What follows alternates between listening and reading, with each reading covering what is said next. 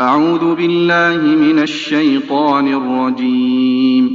بسم الله الرحمن الرحيم. قال الملأ الذين استكبروا من قومه لنخرجنك يا شعيب والذين آمنوا معك من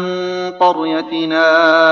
أو لتعودن في ملتنا. قال أولو كنا كارهين قد افترينا على الله كذبا إن عدنا في ملتكم بعد إذ نجانا الله منها وما يكون لنا أن نعود فيها إلا أن يشاء الله ربنا وسع ربنا كل شيء علما على الله توكلنا ربنا افتح بيننا وبين قومنا بالحق وأنت خير الفاتحين. وقال الملأ الذين كفروا من قومه لئن اتبعتم شعيبا إنكم إذا لخاسرون فأخذتهم الرجفة فأصبحوا في دارهم جاثمين. الذين كذبوا شعيبا كأن لم يغنوا فيها الذين كذبوا شعيبا كانوا هم الخاسرين. فتولى عنهم وقال يا قوم لقد أبلغتكم رسالات ربي ونصحت لكم فكيف آسى على قوم كافرين. وما أرسلنا في قرية من نبي إلا أخذنا أهلها بالبأساء والضراء لعلهم يضرعون ثم بدلنا مكان السيئة الحسنة حتى عفوا وقالوا قد مس آباءنا الضراء والسراء فأخذناهم بغتة وهم لا يشعرون. ولو أن أهل القرى آمنوا واتقوا لفتحنا عليهم بركات من السماء والأرض ولكن كذبوا فأخذناهم بما كانوا يكسبون. أفأمن أهل القرى أن يأتيهم بأسنا بياتا وهم نائمون أوأمن أهل القرى أن يأتيهم بأسنا ضحى وهم يلعبون أفأمنوا مكر الله فلا يأمن مكر الله إلا القوم الخاسرون. أولم يهد للذين يرثون الأرض من بعد أهلها أن لو نشاء أصبناهم بذنوبهم ونطبع على قلوبهم فهم لا يسمعون. تلك القرى نقص عليك من أنبائها ولقد جاءتهم رسلهم بالبينات فما كانوا ليؤمنوا بما كذبوا من قبل كذلك يطبع الله على قلوب الكافرين. وما وجدنا لأكثرهم من عهد وإن وجدنا أكثرهم لفاسقين. ثم بعثنا من بعدهم موسى بآياتنا إلى فرعون وملئه فظلموا بها فانظر كيف كان عاقبة المفسدين. وقال موسى يا فرعون إني رسول من رب العالمين حقيق على أن لا أقول على الله إلا الحق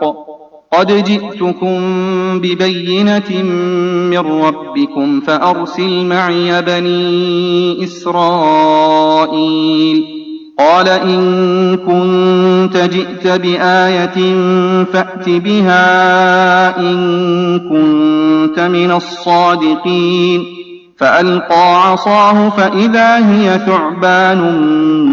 مبين ونزع يده فإذا هي بيضاء للناظرين قال الملأ من قوم فرعون إن هذا لساحر عليم يريد أن يخرجكم من أرضكم فماذا تأمرون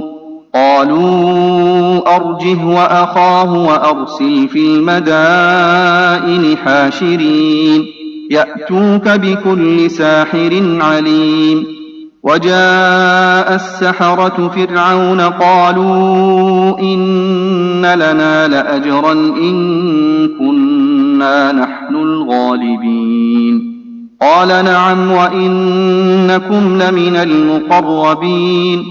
قالوا يا موسى إما أن تلقي وإما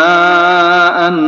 نكون نحن الملقين قال ألقوا فلما ألقوا سحروا أعين الناس واسترهبوهم وجاءوا بسحر عظيم وأوحينا إلى موسى أن ألق عصاك فإذا هي تلقف ما يأفكون فوقع الحق وبطل ما كانوا يعملون فغلبوا هنالك وانقلبوا صاغرين وألقي السحرة ساجدين قالوا آمنا برب العالمين رب موسى وهارون قال فرعون آمنتم به قبل أن آذن لكم إن هذا لمكر مكرتموه في المدينة لتخرجوا منها أهلها فسوف تعلمون لأقطعن أيديكم وأرجلكم من خلاف ثم لأصلبنكم أجمعين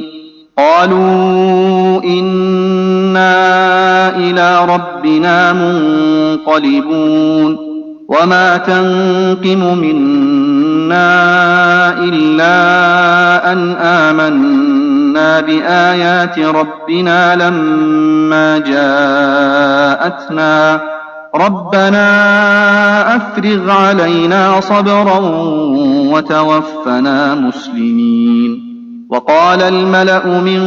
قوم فرعون أتذر موسى وقومه ليفسدوا في الأرض ويذرك وآلهتك قال سنقتل أبناءهم ونستحيي نساءهم وإنا فوقهم قاهرون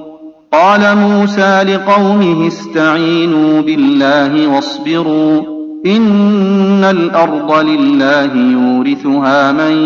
يشاء من عباده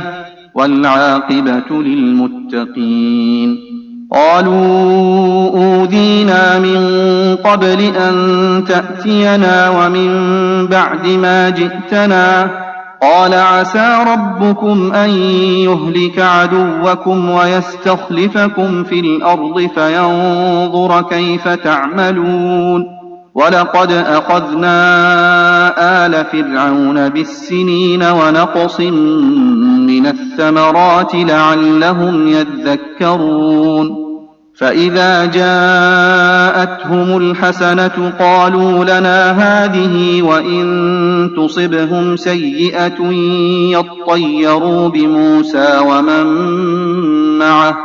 ألا إنما طائرهم عند الله ولكن أكثرهم لا يعلمون وقالوا مهما تأتنا به من آية لتسحرنا بها فما نحن لك بمؤمنين فأرسلنا عليهم الطوفان والجراد والقمل والضفادع والدم آيات مفصلات فاستكبروا وكانوا قوما مجرمين ولما وقع عليهم الرجز قالوا يا موسى ادع لنا ربك بما عهد عندك لئن كشفت عنا الرجز لنؤمنن لك ولنرسلن معك بني إسرائيل فلما كشفنا عنهم الرجز إلى أجل هم بالغوه إذا هم ينكثون فانتقمنا منهم فأغرقناهم في اليم بأنهم كذبوا بآياتنا وكانوا عنها غافلين وأورثنا القوم الذين كانوا يستضعفون مشارق الأرض ومغاربها التي باركنا فيها وتمت كلمة ربك الحسنى على بني إسرائيل بما صبروا ودمرنا ما كان يصنع فرعون وقومه وما كانوا يعرشون وجاوزنا ببني إسرائيل البحر فأتوا على قوم يعكفون على أصنام لهم قالوا يا موسى اجعل لنا إلها كما لهم آلهة قال إنكم قوم تجهلون إن هؤلاء متبر ما هم فيه وباطل ما كانوا يعملون قال أغير الله أبغيكم إلها وهو فضلكم على العالمين وإذ أنجيناكم من آل فرعون يسومونكم سوء العذاب يقتلون أبناءكم ويستحيون نساءكم وفي ذلكم بلاء من ربكم عظيم وواعدنا موسى 30 ليلة وأتممناها ب10 فتم ميقات ربه 40 ليلة وقال موسى لأخيه هارون اخلفني في قومي وأصلح ولا تتبع سبيل المفسدين ولما جاء موسى لميقاتنا وكلمه ربه قال رب أرني أنظر إليك قال لن تراني ولكن انظر إلى الجبل فإن استقر مكانه فسوف تراني فلما تجلى ربه للجبل جعله دكا وخر موسى صعقا فلما أفاق قال سبحانك تبت إليك وأنا أول المؤمنين قال يا موسى إني اصطفيتك على الناس برسالاتي وبكلامي فخذ ما آتيتك وكن من الشاكرين وكتبنا له في الألواح من كل شيء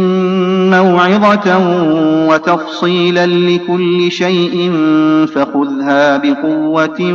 وأمر قومك يأخذوا بأحسنها سأريكم دار الفاسقين سأصرف عن آياتي الذين يتكبرون في الأرض بغير الحق وإن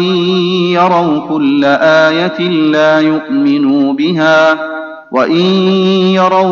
آية لا يؤمنوا بها وإن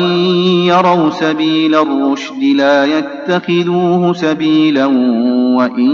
يروا سبيل الغي يتخذوه سبيلا ذلك بأنهم كذبوا بآياتنا وكانوا عنها غافلين والذين كذبوا بآياتنا ولقاء الآخرة حبطت أعمالهم هل يجزون إلا ما كانوا يعملون واتخذ قوم موسى من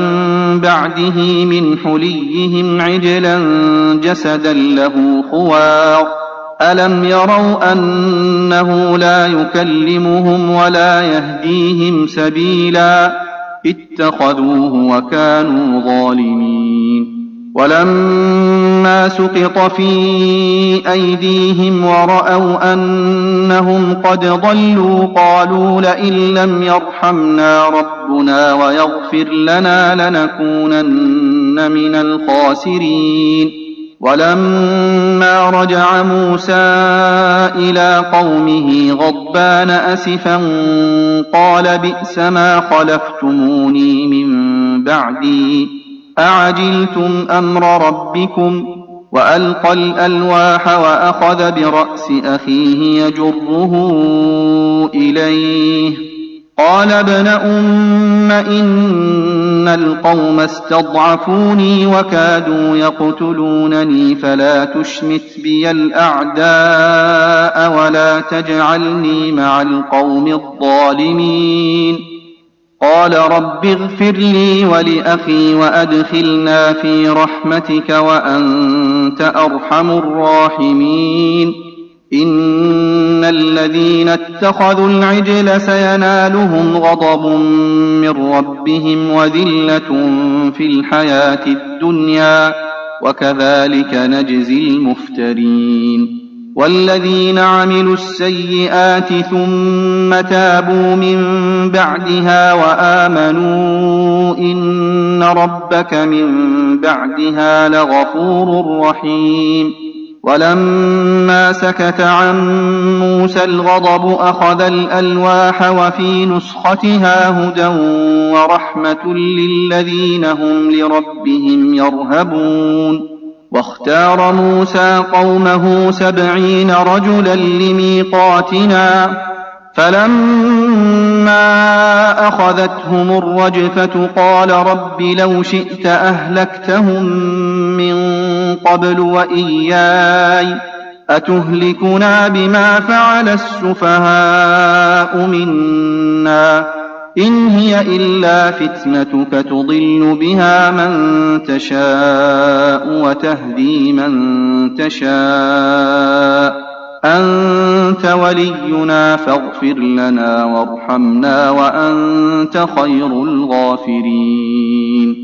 واكتب لنا في هذه الدنيا حسنة وفي الآخرة إنا هدنا إليك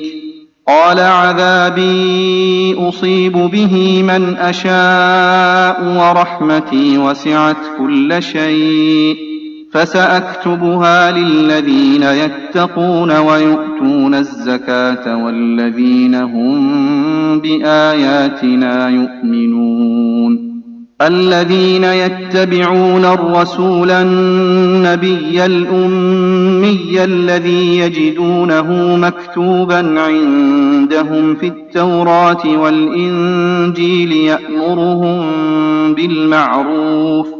يأمرهم بالمعروف وينهاهم عن المنكر ويحل لهم الطيبات ويحرم عليهم الخبائث ويضع عنهم إصرهم والأغلال التي كانت عليهم فالذين آمنوا به وعزروه ونصروه واتبعوا النور الذي أنزل معه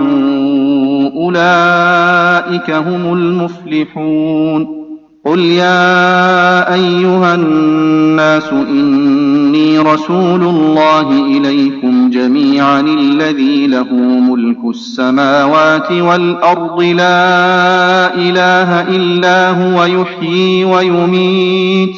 فآمنوا بالله ورسوله النبي الأمي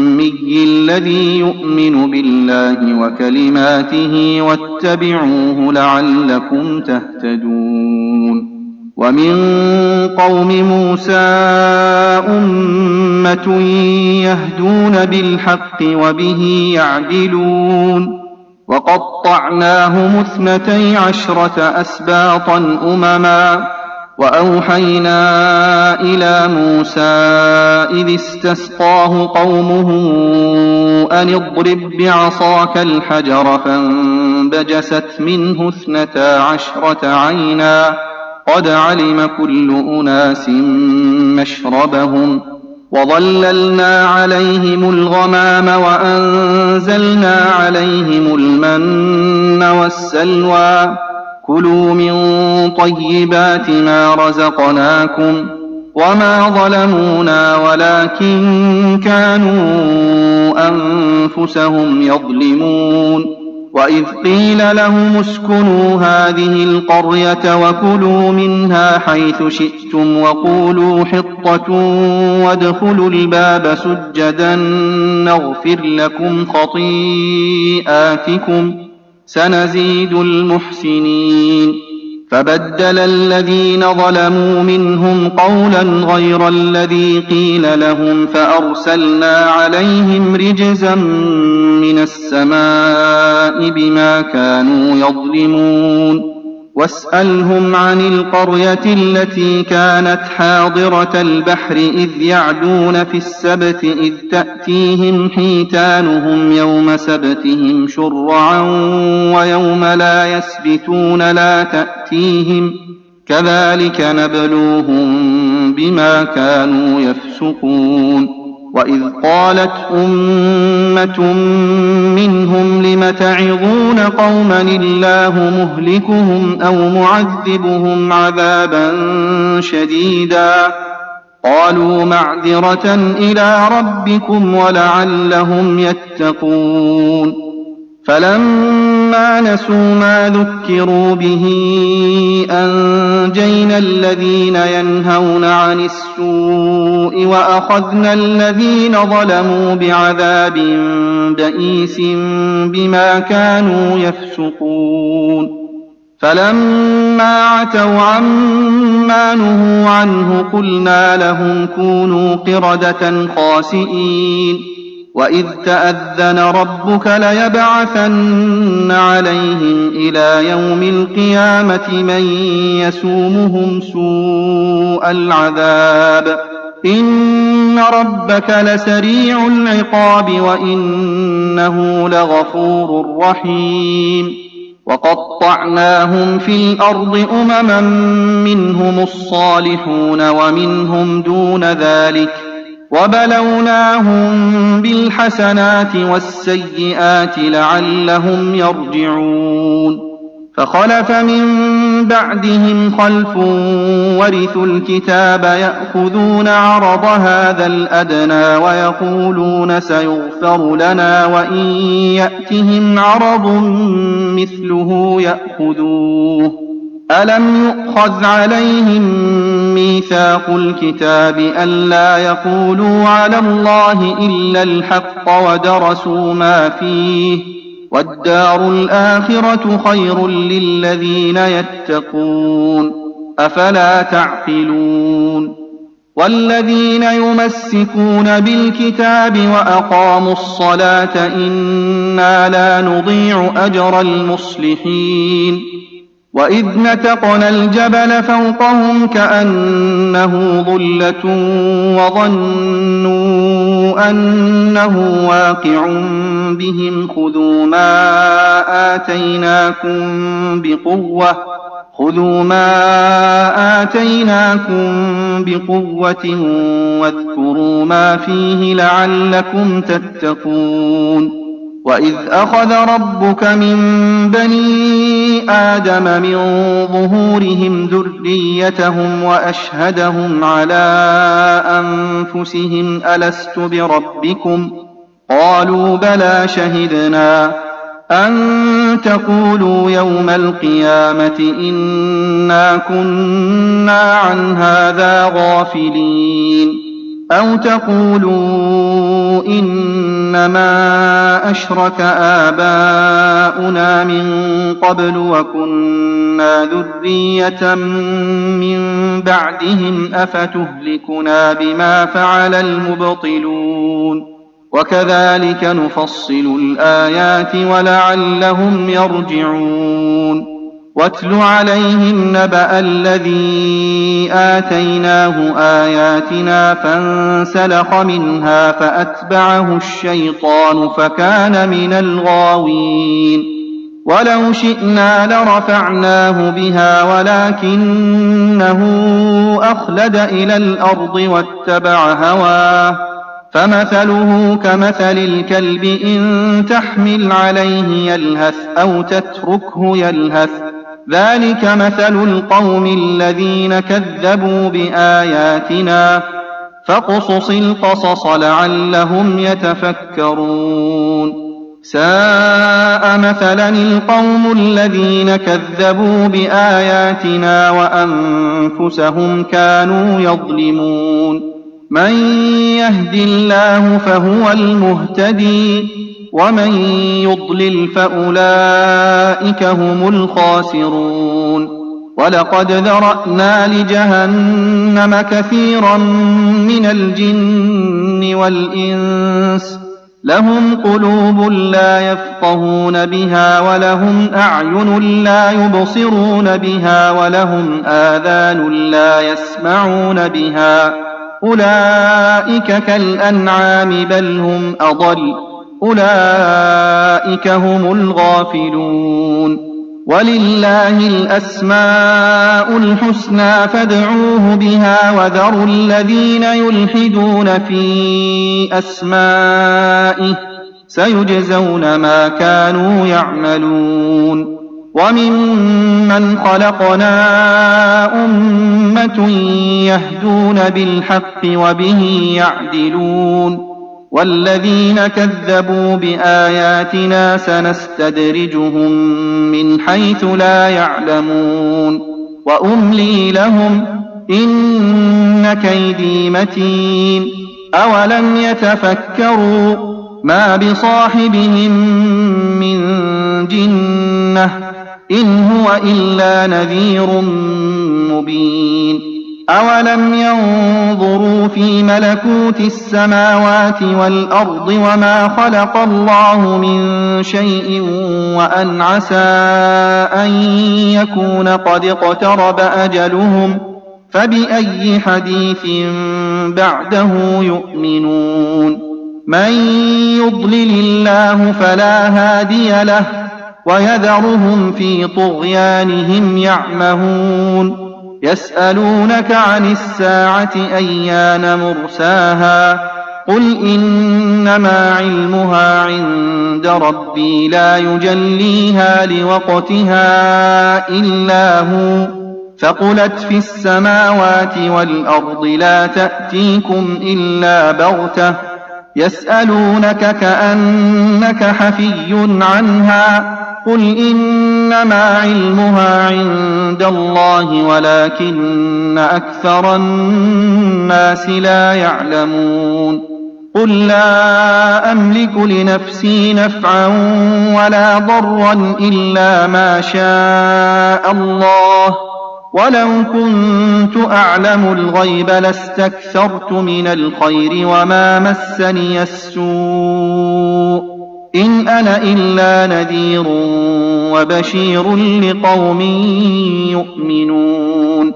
هو الذي خلقكم من نفس واحدة وجعل منها زوجها ليسكن إليها فلما تغشاها حملت حملا خفيفا فمرت به فلما أثقلت دعوا الله ربهما لئن آتيتنا صالحا لنكونن من الشاكرين فلما آتاهما صالحا جعلا له شركاء فيما آتاهما